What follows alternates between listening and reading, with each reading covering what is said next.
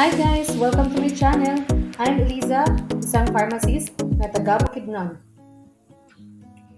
For today's video, sasagutin natin ang mga karaniwang katanungan ng mga pasyente sa ating mga pharmacist. Question number 1.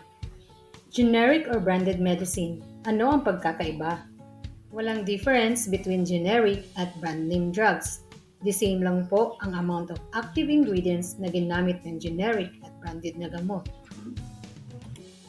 Ang active ingredients ang gumagamot sa sakit ng isang pasyente. Pareho lang ang epekto nito sa katawan, ang side effect at ang safety nito. Question number 2. Ano-ano ang mga dapat iwasan habang umiinom ng gamot? Iba-iba ang epekto ng gamot sa tao. May mga gamot katulad ng antihistamine or anti-allergy, muscle relaxant, antidepressant, and some of blood pressure medication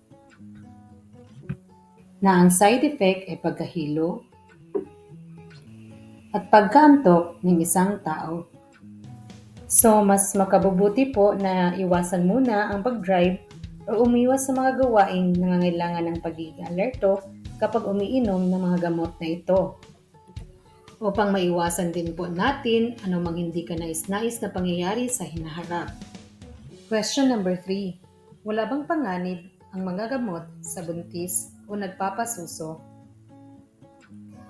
May mga medicine o gamot na bawal sa buntis at nagpapasuso dahil hindi ito magiging ligtas sa dinadalang bata o sanggol.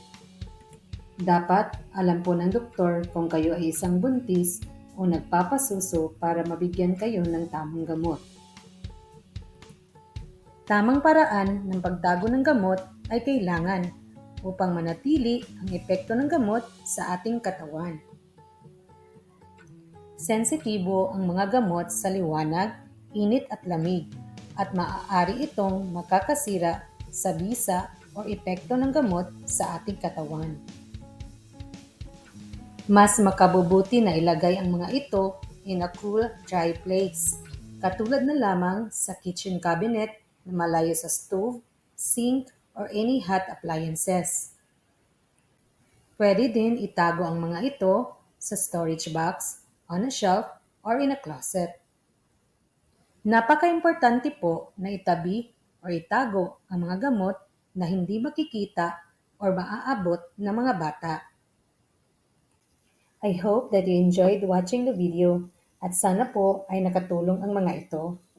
And please, like, subscribe, and hit the notification bell para ma-update po kayo sa mga gagawin ko pa na video.